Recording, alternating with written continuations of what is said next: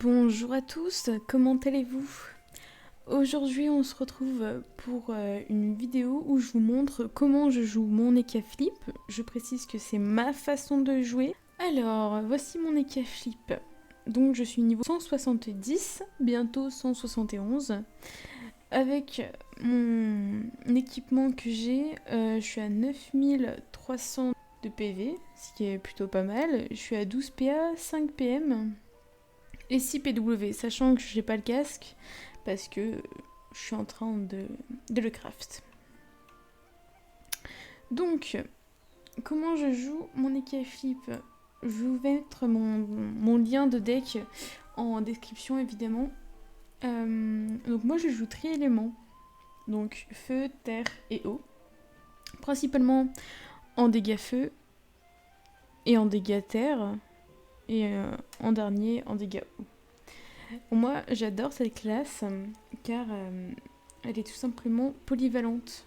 Pourquoi? Parce qu'on peut faire des dégâts, on peut soigner, on peut se mettre de l'armure, on peut enlever des résistances. Donc c'est vraiment une classe que moi, j'affectionne particulièrement. Je trouve en plus que les sorts sont beaux.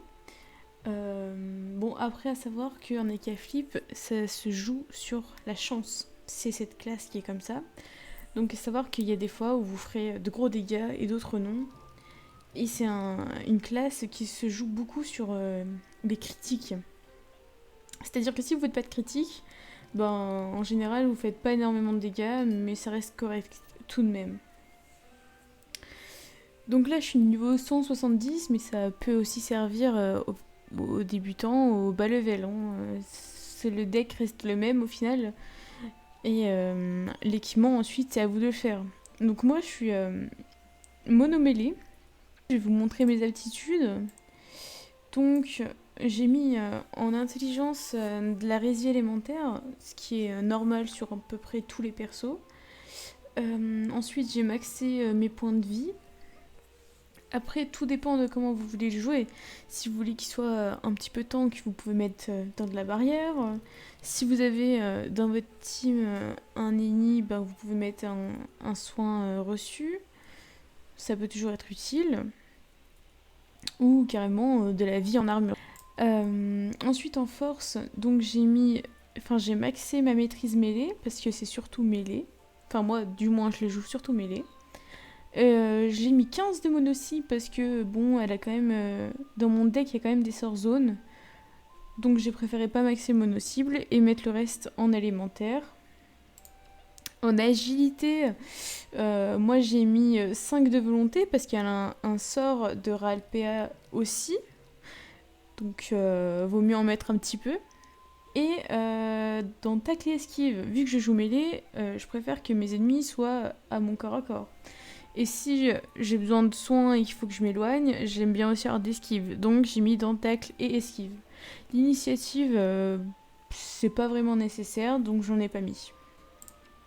En chance, évidemment, j'ai maxé le pourcentage de coups critiques. Ça, c'est obligatoire pour moi. Et ensuite, tout en maîtrise critique. Parce que, comme je vous disais, c'est un classe qui se joue sur les critiques, en fait. Donc, vaut mieux tout maxer en coups critiques et en maîtrise critique. Et en majeur, évidemment, le PAPM général de toutes les classes. Mais par contre, moi, en troisième, j'ai mis contrôle et dégâts. Alors, pourquoi contrôle et dégâts? Parce que moi, je joue avec le sort actif Chacha Noir. Ça m'invoque un Chacha. Moi, je peux en invoquer jusque 4 avec mon contrôle. Donc, c'est pas négligeable parce que une fois que vous avez fini, que vous avez plus de PA, que vous passez votre tour, bah, vos chats peuvent vous rajouter énormément de dégâts supplémentaires. Après, pareil, comme je vous le disais, ça reste une classe sur la chance. Donc, il y a des moments où ils feront beaucoup de dégâts, d'autres pas du tout. Il y a des moments où mes chachas m'ont choqué des dégâts qu'ils ont fait à un mob, ou d'autres pas du tout. Ils lui enlèvent 200 PV et basta. Ou d'autres, ils peuvent faire 2000, 3000 de dégâts. Donc, c'est pas négligeable. Moi, je les invoque à chaque fois. Et avec, du coup, le chacha, vous avez un passif qui est balai pattes. Donc, ça vous donne 25 de parade. Donc, pareil, vu que vous êtes mêlé au corps à corps, bah, vous avez plus de dégâts que quelqu'un qui est distance parce que vous êtes en plein dedans, quoi. Donc la parade, c'est vraiment quelque chose qui est bien. Donc en fait, quand on invoque un chacha durant le combat, si ce chacha est mort, vous gagnez 25% des dommages infligés. Donc c'est pas négligeable. Et en plus de ça, quand vous invoquez un chacha en jeu, vous volez 25% des dommages terre. Donc pareil, en tout cas moi je l'ai mis dans mon deck. À vous de voir comment vous voulez jouer votre Ekaflip. Et moi en tout cas c'était sûr que c'était nécessaire. Ensuite, qu'est-ce que je peux vous dire d'autre? J'ai mis aussi le sort actif relance. Parce que sur vous, vous pouvez gagner un PW. Vous avez 50% de chance de regagner un PW. Bon, il vous coûte un PW, donc au final, est-ce que c'est bien? Est-ce que c'est pas bien? Je ne saurais pas trop vous dire. Mais moi, j'ai surtout pris pour la réanimation de votre partenaire si vous jouez à plusieurs. Voilà, donc moi je l'ai pris surtout pour ça. Du coup, ensuite, dans mes sorts passifs, moi j'ai des Ekaflip. Pourquoi? Parce que ça augmente... Enfin, par niveau de veine, j'ai 6 maîtrises critiques et 4 maîtrises élémentaires. Donc pareil, vous voyez que là, vraiment quelque chose qui est nécessaire dans votre deck. Ensuite, avec le Ekaflip, avec le sort lacération qui est celui-ci, en gros, dès que vous sautez, vous gagnez de l'armure sur quelqu'un. Vous infligez des dégâts sur votre passage, et en plus de ça, vous gagnez de l'armure. Donc, c'est un sort qui est très utile si vous êtes taclé, par exemple. Et en plus de ça, il vous donne 3 de résistance et 3 de tacle. Donc pareil, moi je trouve que c'est un sort passif qui a sa place dans mon deck. Ensuite, j'ai précision Ekaflip, qui vous donne 10% de coup critique. Et quand vous réalisez un coup critique, vous avez 20 niveaux de précision Ekaflip. Et au niveau 100, vous avez coup précis. Et coup précis, en fait, ça vous régénère un PW et ça vous donne 50% de dommages infligés au prochain coup critique. Attention, pas au prochain sort, mais au prochain coup critique. Donc pareil, comme je vous disais, je me répète, désolée, mais c'est une classe qui se joue sur les coups critiques. Donc, pour moi, faut le mettre dans son deck. Balai Patch, je vous ai déjà expliqué, c'est par rapport au chacha. Félin suprême, ça vous donne 200 maîtrises mêlées. Donc, pour quelqu'un qui est mêlé, c'est génial. Ensuite, en combat, votre tacle est basé sur l'esquive. Vu que moi j'ai mis les deux, ça se compense. Bond du félin, il passe à 1 PA. Et vous pouvez lancer Bond du félin sur un allié. Et ça lui donne un PM. Donc, Bond du félin, c'est celui-là. Ça vous téléporte sur une case et il vous coûte 1 PA. Mais bon, vu que moi j'ai 5 à 6 PM en général, je le trouve pas nécessaire. Je le prends surtout pour les 200 de maîtrise mêlée en fait. Voilà. Et le dernier, fluctuation. Celui-là, il me semble qu'on le gagne en faisant les quêtes d'école du permage. Ou du permagie, je sais plus comment ça s'appelle exactement. En gros, fluctuation, lorsque vous esquivez ou vous taclez une cible, vous gagnez des dommages. Vous infligez des dommages. Voilà. Donc je vous explique mon deck, je pense pas vous expliquer tous les sorts passifs. À moins que vous voulez une vidéo complète, mais là je voulais juste vous montrer comment moi je le joue. Ensuite, moi j'ai mis tous les sorts feu parce que je joue en général feu. Mon petit chacha, évidemment. Je lui ai pris en terre le sort 3 cartes parce que ça enlève des résistances élémentaires et ça fait des dommages. Donc c'est plutôt pas mal. Vous pouvez le mettre 2 fois, ce sort. Et du coup, ça vous fait 120, enfin moins 120 de résistance élémentaire sur quelqu'un et ça dure un tour. Alors, all in, faut faire attention avec ce sort. Parce que si vous le lancez et que vous avez full PA, en gros vous le lancez directement en premier sort, vous perdez 10 PA. Il va vous coûter 10 PA, mais par contre il va faire super mal.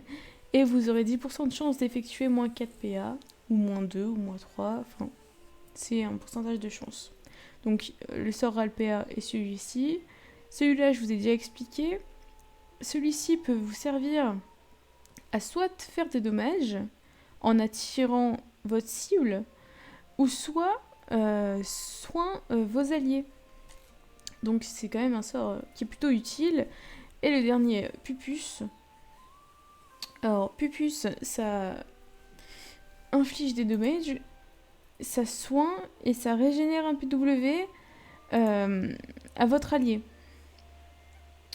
Donc quand vous le lancez sur une cible, vous infligez Pupus négative qui donne à la cible moins 4 coups critiques.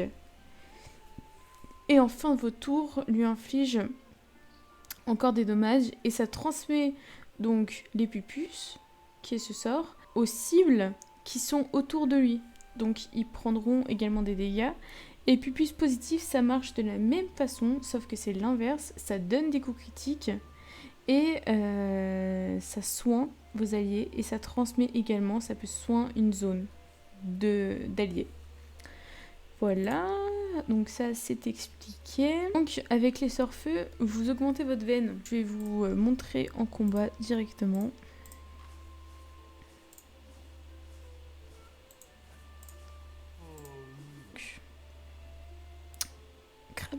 Craps ou crap, je sais pas comment on le dit. Ça va pousser d'une case votre cible. Ça va vous donner 2 à 8 niveaux de veine. Alors vous la poussez que si vous êtes en ligne. Hein. Et ça va infliger des dommages. Veine, ça va augmenter vos coups critiques. Donc vos dommages au final. Alors, veine, plus la veine est haute, plus les cafils pourront être critiques. Si votre veine atteint 42, les cafils gagnent 3 PA. Mais si vous le dépassez, votre veine redescend à 0. Mais plus vous avez de veine et plus vous gagnez de coups critiques. Donc dans tous les cas, même si vous les perdez, on s'en fiche au final parce que vous aurez quand même gagné des coups critiques et au mieux, vous gagnez des PA. Donc dés du château, ça augmente votre veine et ça fait des dommages. Si vous êtes à 10 de veine, là je suis à 23, vous enlevez 1 PM à votre cible. Et ça augmente toujours votre veine. Donc pareil, vous avez dans votre deck un RAL PA, un RAL PM. Donc c'est vraiment une classe complète pour moi. Ensuite, vous avez dés de 6, ça inflige des dommages à votre cible et vous, ça vous enflamme. C'est-à-dire que vous gagnez du tacle et en début de tour prochain, vous allez faire un dégât de zone autour de vous. Donc, pareil, c'est pas mal. Alors, roulette à dés, ça inflige des dommages de zone.